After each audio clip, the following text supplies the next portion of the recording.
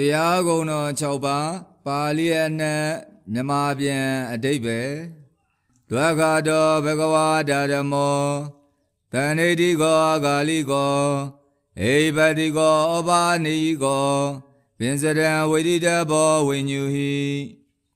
ဘဂဝါဓမြတ်စွာဘုရားသည်ဓမ္မောတရားတော်မြတ်ကိုဒွါခတောအစလည်းအဆုံးသုံးပါးအစုံကောင်းခြင်းကုန်နှင့်ပြည့်စုံစွာဟောကြားတော်မူအပ်၏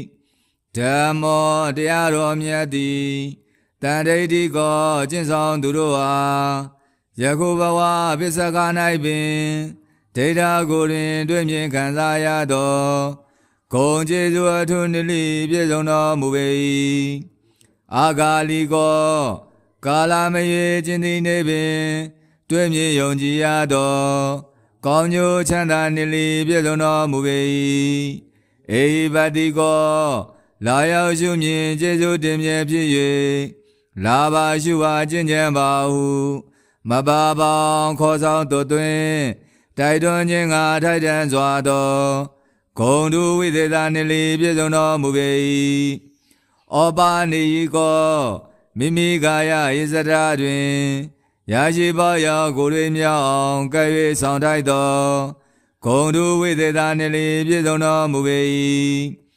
ဝိညုဟိပညာရှိသူရှင်လူအပေါင်းသူတော်ကောင်းတို့သည်ပစ္စဒံတိတိသောမိမိတို့တဏ္ဍာ၌ဝေဒိတဘောချမ်းသာလေးစွာကောင်းလေးစွာဟုကာယစိတ်ဓာဒုက္ခနှပြင်းထင်ထင်ရှားရှားခံစားသိမြင်ရသောဂုဏ်တုဝိသေသနိလိပြည့်စုံတော်မူပေ၏တန်ထိုသက္ကတာအစဝေဒိတဘောအစုံ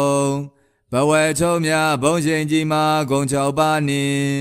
ပြည့်စုံတော်မူသောတရားတော်မြတ်ကိုအဟံခန္ဓာယတနာဓစုများကို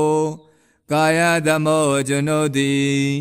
ဝန္ဒာမိတရာစိတ်သောအာယုံပြော၍မနောဝစီကာယညီလျက်ဥချီလမို့ကြံကုန်ပြို့သို့ရှိခိုးပါ၏ရှင်ဘုရား